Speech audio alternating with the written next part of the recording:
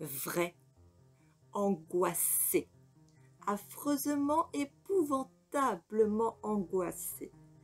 Je l'avais été et je le suis. Mais pourquoi insistez-vous pour dire que je suis fou?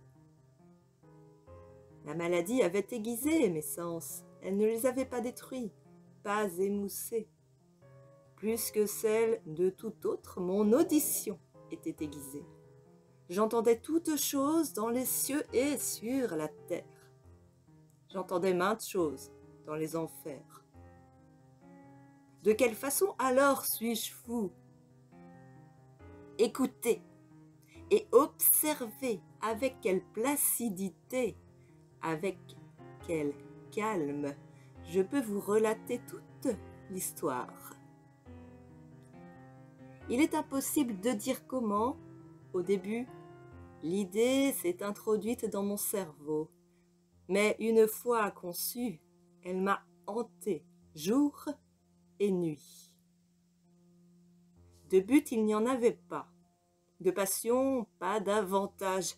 J'aimais le vieillard. Il ne m'avait jamais fait de tort, ne m'avait jamais causé aucun affront. Son or en moi n'engendrait nul désir. Je crois que c'était son œil. Oui, c'était cela. L'un de ses yeux ressemblait à celui d'un vautour. Un œil bleu pâle, recouvert d'une membrane. Chaque fois qu'il se portait sur moi, le sang se figeait dans mes veines.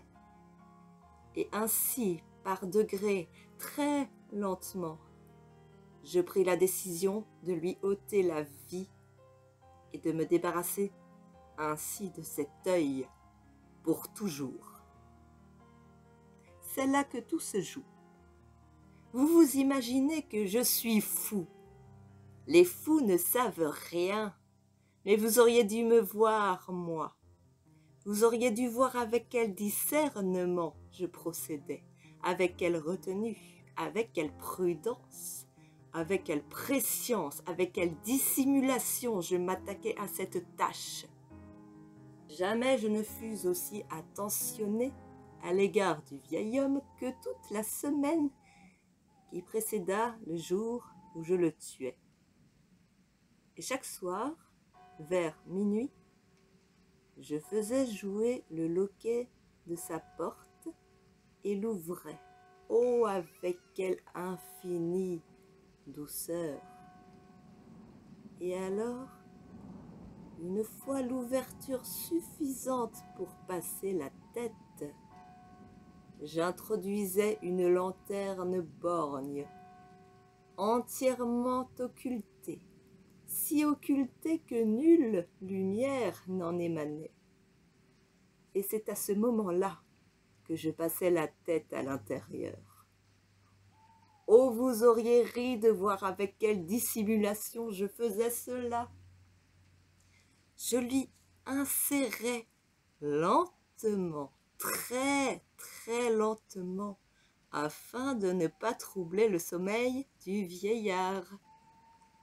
Cela me prenait 1 heure pour l'avancer suffisamment à travers l'ouverture afin de le voir couché sur son lit. Ah! Un fou aurait-il montré pareille circonspection? Et ensuite, quand ma tête se trouvait bien à l'intérieur de la chambre, je dévoilais la lanterne avec précaution. Oh, avec tant de précaution! Avec précaution car les gonds grinçaient. Je la dévoilais juste assez pour qu'un seul ray de lumière tombe sur l'œil de vautour. Cela, je le fis 7 longues nuits durant, chacune d'elles à minuit précis. Mais toujours, je trouvais l'œil fermé. Et donc il me fut impossible de remplir ma tâche. Car ce n'était pas le vieillard qui m'importunait, mais son œil démoniaque. Et chaque matin, au point du jour, j'entrais hardiment dans ses appartements. Je m'adressais à lui avec courage, l'appelais par son nom en adoptant un ton chaleureux et lui demandais s'il avait passé une bonne nuit. Vous voyez donc, il aurait fallu qu'il fût un vieillard extrêmement perspicace pour soupçonner que toutes les nuits, à minuit précis, je l'épiais durant son sommeil.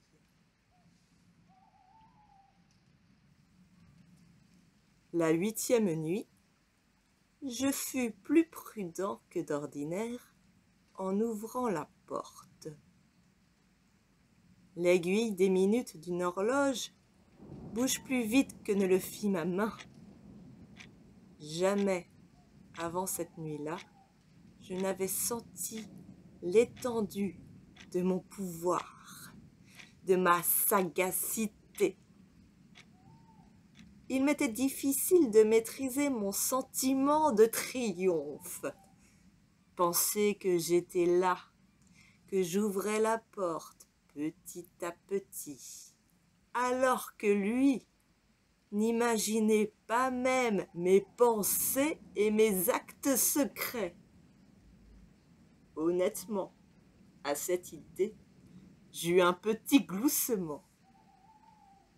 Et peut-être m'entendit-il, car soudain, il remua dans le lit comme s'il sursautait dans son sommeil. Peut-être pensez-vous donc que je me retirais?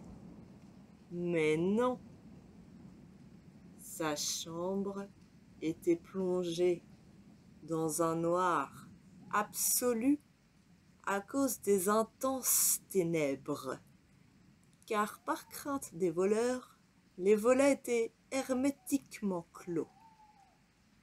Et je savais par conséquent qu'il ne pouvait voir la porte s'ouvrir. Aussi continuai-je de la pousser progressivement, très progressivement. Ma tête était à l'intérieur. Je m'apprêtais à dévoiler la lanterne lorsque mon pouce ripa sur le fer blanc du système de fermeture et le vieillard se redressa brusquement dans son lit en s'écriant « Qui va là ?» Je restais absolument immobile et ne répondis rien. Pendant 1 heure entière, je ne bougeais pas d'un poil. Et de tout ce temps, je ne l'entendis pas se rallonger. Il était toujours sur son séant à tendre l'oreille. Exactement comme moi, nuit après nuit, tendant l'oreille au bruit des horloges de la mort dans le mur. J'entendis alors une plainte diffuse et compris que c'était celle d'une terreur mortelle. Ce n'était pas une plainte causée par la douleur ou la désolation, oh non, c'était le bruit étouffé qui monte des tréfonds de l'âme lorsqu'elle déborde d'effroi. Je le connaissais bien.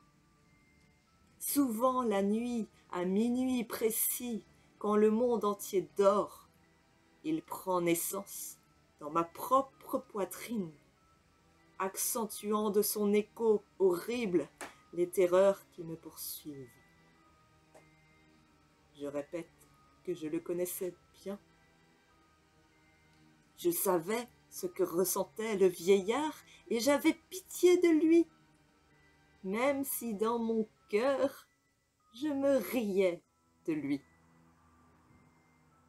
Je savais qu'il était resté sans dormir dès ce premier bruit léger, quand il avait bougé dans le lit. Depuis ce moment-là, il n'avait cessé d'être la proie de ses peurs. Il s'était efforcé d'imaginer qu'elles étaient sans cause, mais n'y était pas parvenu. Il s'était dit « Ce n'est que le vent dans la cheminée, ce n'est qu'une souris qui court sur le plancher. » Ou ce n'est qu'un criquet qui n'a poussé qu'une stridulation? Oui, il essayait depuis tout ce temps de se rassurer par ses suppositions, mais il les avait toutes inventées en vain. Toutes en vain, parce que la mort, en venant à lui, s'était approchée de son pas assuré, son ombre noire devant elle, enveloppant sa victime. C'était la lugubre influence de cette ombre invisible qui lui avait fait sentir, même s'il ne l'entendait ni ne la voyait, sentir la présence de ma tête à l'intérieur de la chambre. Quand j'eus attendu longtemps, avec une grande patience, sans l'entendre se coucher, je résolus d'ouvrir un peu la lanterne. Une très petite fente. Je le fis donc. Vous ne sauriez imaginer avec quelle discrétion, jusqu'à ce que, finalement, un unique et faible rayon lumineux, semblable à un fil d'araignée, jaillisse par la fente et tombe sur l'œil de vautour. Il était ouvert, grand ouvert, et je fus pris de fureur en le fixant du regard. Je le vis de manière absolument distincte, entièrement d'un bleu terne et recouvert d'un voile hideux qui me glaça la moelle à l'intérieur des os. Mais je ne pus rien distinguer d'autre qui appartint au visage ou à la personne du vieillard, car j'avais dirigé le ray de lumière comme par instinct, précisément sur cet endroit maudit.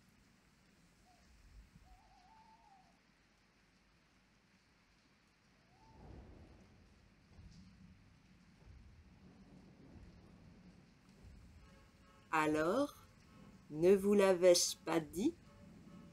Ce que vous prenez pour de la folie n'est qu'une acuité exacerbée des sens. Alors, vous dis-je, parvint à mes oreilles un bruit bas, amorti, rapide, tel que fait une montre lorsqu'elle est enveloppée dans du coton. Ce bruit-là aussi, je le connaissais bien. C'étaient les battements de cœur du vieillard. Ils augmentèrent avec frénésie, comme le roulement du tambour stimule le soldat en lui donnant la bravoure. Mais même alors, je me retins et demeurai immobile. Je respirais à peine. Je tenais la lanterne immobile. J'essayais de maintenir le plus fixement possible le rayon lumineux sur l'œil. Pendant ce temps, les battements effrénés du cœur s'accéléraient. D'instant en instant, ils devenaient de plus en plus rapides, de plus en plus forts. La terreur du vieil homme devait être extrême. D'instant en instant, il devenait plus fort, vous dis-je, plus fort. Prêtez-vous bien attention à ce que je vous répète. Je vous ai dit que je suis angoissée. C'est bien le cas. Et alors, au milieu de la nuit, environnée du terrible silence de la vieille maison, un bruit aussi étrange que celui-là provoqua en moi une terreur incontrôlable. Pourtant, pendant quelques minutes encore, je me retins et demeurai immobile. Mais les battements de cœur devinrent plus forts, plus forts. Il me sembla que son cœur allait éclater. Et alors, une anxiété nouvelle s'empara de moi. Ce bruit allait être entendu par un voisin. L'heure du vieillard était venue. Avec un puissant cri, j'ouvris la lanterne d'un geste brusque et bondis dans la pièce. Il poussa un cri strident, un seul. En un instant, je l'eus traîné sur le sol et je retournai sur lui la lourde couche. Puis, je souris gaiement de voir mon forfait presque entièrement perpétré. Mais pendant de nombreuses minutes, le cœur battit dans un bruit étouffé. Cela cependant ne me contraria nullement. Personne ne pourrait le percevoir à travers le mur.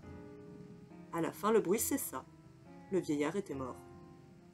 Je retirai le lit et examinai le cadavre. Oui, il était mort, raide mort. Je posai ma main sur son cœur et l'y maintins de longues minutes. Il n'y avait pas de pulsation. Il était raide mort. Son œil ne me poursuivrait plus. Si vous me croyez toujours fou, vous ne le penserez plus lorsque je vous aurai décrit les sages précautions que je pris pour cacher le corps. La nuit touchait à sa fin et je travaillais avec hâte, mais en silence. Je commençai par démembrer le cadavre. Je coupais la tête, puis les bras, puis les jambes. J'arrachai ensuite 3 planches du sol de la chambre et déposai tout entre les solives. Je replaçai ensuite les planches de manière si habile, si précise, qu'aucun œil humain, pas même le sien, n'aurait pu détecter qu'il y avait quelque chose d'anormal. Il n'y avait rien à nettoyer. Nulle tache d'aucune sorte, pas une trace de sang. J'avais été trop prévoyant pour ça. Une baignoire avait tout englouti. Quand j'en eus terminé de ces besognes, il était 4 heures. Toujours aussi noir qu'à minuit. Au moment où la cloche signala 7 heures, quelqu'un frappa à la porte donnant sur la rue. Je descendis l'ouvrir le cœur léger, car qu'avais-je à craindre désormais? 3 hommes entrèrent alors qui se présentèrent d'un ton parfaitement suave comme représentants de la police. Pendant la nuit, un voisin avait entendu un cri. On craignait qu'un meurtre ait pu être commis. Un témoignage avait été recueilli au poste de police et ils avaient été dépêchés sur place afin de fouiller les lieux. Je souris, car que pouvais-je bien redouter? Je les priais d'entrer. Le cri strident, expliquai-je, était le mien, poussé dans un rêve. Le vieux monsieur, mentionnai-je, s'était rendu à la campagne. Je leur fis visiter toute la maison. Je les encourageai à fouiller et à fouiller bien. Je finis par les conduire à sa chambre. Je leur montrai ses trésors en lieu sûr, à leur place. Dans l'enthousiasme que me conférait la confiance, j'apportais des chaises dans la pièce et les priais de se délasser ici de leur fatigue, tandis que, avec l'audace folle engendrée par la perfection de mon triomphe, je plaçais mon propre siège exactement au-dessus du cadavre de la victime. Les représentants de l'ordre étaient convaincus. Mon comportement avait emporté leur adhésion. Je me sentais singulièrement détendu. Ils s'étaient assis et, tandis que je répondais gaiement à leurs questions, ils discutaient de sujets familiers. Mais, assez rapidement, je me sentis pâlir et me mis à désirer qu'ils s'en aillent.